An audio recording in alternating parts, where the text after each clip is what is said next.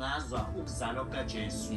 Ithi-ke lento ukuzalwa komuntu kubalulekile kakhulu. Siyabona ukuthi-ke usuku nosuku kukhona abantu abazalwayo.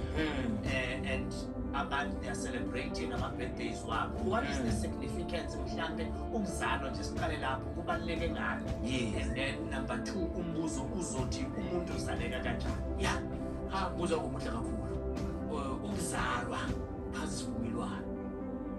Ukuzalwa kusukuvumelane abantu ababili ngawe. Ebenyama nebemoya. Ngoba umuntu phila kabili. Ukuze kuphume into ekuthiwa umuntu kudinga inyama nomoya uzohlala nomuntu. Ngakho-ke ukuzalwa isivumelwano sabantu ababili. Umuntu wesilisa nomuntu wesifazane. Noma ngithi isibaya sakamama nesibaya sakababa umsamo wabo.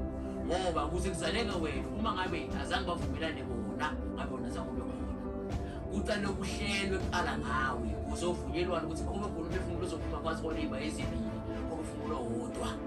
Kusho ukuthi ngale nkathi wena uyise noma bahlangana kusukenziwa lapho isivumelwano sabantu zabili ukuthi umuphi uzobe amelane ne-protection yakho nasho bese kuyenzeka ukuthi umuphi uzomela nentanda yakho nasho abakwazi ukuthi explain isibili babona wena ukuthi umuntu athile ne-protection ukuvikeleka kwakho umuntu athile nentanda yakho usile ibidlozi eliphethe inhlanda yakho ibidlozi eliphethelene ukuvikeleka kwakho.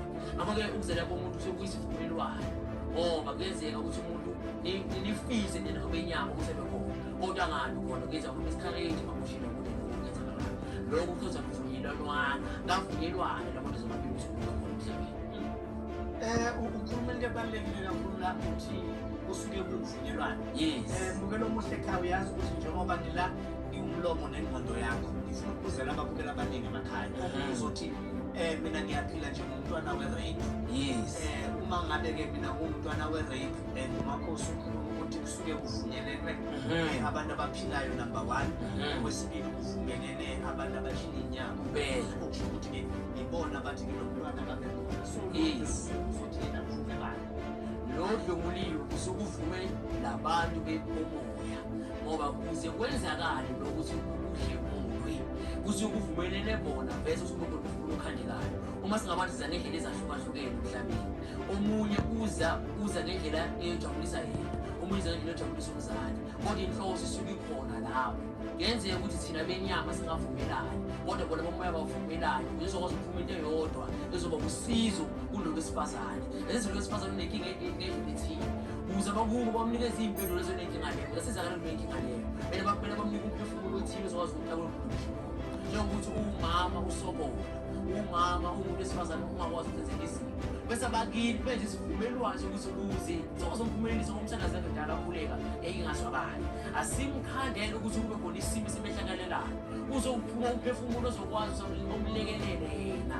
Inkinga masingabantu siye sifisa ukuphendula ngendlela thina esifisa ngayo kanti cha kuyenzeka ukuthi kube khona abanye abantu thina singababona ngokwenyanga uma umuntu awuzabe ehlahlile uma ngabe zange bavume bona benyeke ngekuyenzakala ngoba sekunamadlozi amabili kunedlozi lakababa elezoba ne-protection kukhona umama ezokunikeza inhlanja alukwazi kweza kokubili nedlozi leyo. I think ngiyafuna ukuvumelana nawe Makhosi ngesizathu esukuthi bakhona abantwana esibabonile abama-product of removal. And laba bantwana bayaphumelela kakhulu empilweni ba-prosperous. Mhlawumbe kwesinye isikhathi uthola ukuthi umama walengane abekho lengane ayinabo malume. Umama lo wamithiswa naye washiwa noma bekujolwa or iwa-accident noma i-rape kodwa-ke the only male thing ekhona manje uba ulumkani enduka abe umfowabonina adlala indima futhi okwandisa lesi sibongo. So ngizama ukuthi-ke lokhu okushoyo kuyiqiniso mhlawumbe-ke kulaba abangenalo ulwazi ngokuzaleka komuntu mhlawumbe-ke amantombazane ayigijimelayo nje ukuthi umuntu uyaphuma njengoba kuyi-festive season khona manje uhamba uya rooftop kuhlangana amehlo siyahlangana ekuseni isisu siyahlala sazana bese yadecide ukuthi-ke ngoJanuwari ahamba ayokhipha isisu mhlawumbe uthini kuloyo muntu loyo. Kuloyo muntu loyo ngizovela futhi kusivumelwano uma ngabe abaphansi bavumelana bona bobabili ukuthi nje njengoba thina singabonga abondodana lohlangana nenkosazane le siyavuma ukuthi atshale kulo mhlabathi wethu ngoba phela umuntu bese uyatshala kwesimama uyakhuliswa nokubalisa uma ngabe ukuvunyelene ngempela lo mqondo manje ufikele uma ngabe ufikela nje ukuthi uyimpumelelo ngenzeka umuntu afisa ukusikhiphisisa ngendlela eziningi ezahlukahlukene kodwa kungasengayiphumi ingakho kuyenzeka ukuthi umuntu angafuni ukukhulelwa kodwa azithola kule abe ajongo nomanje umshobo zethini ngoba kuvunyelwe Ayaseyibambe lapho siyabuya nje sinatha manje siyabuya uyezwa sifazane uthiwa noma engabe uyafuna ukusikhipha iveni idakhe nje lento ungazi ukuthi kwenzakalani ukuthi ufake iloop aphume iphethe sinathe manje nje siyabuya kubelo muhle ekhaya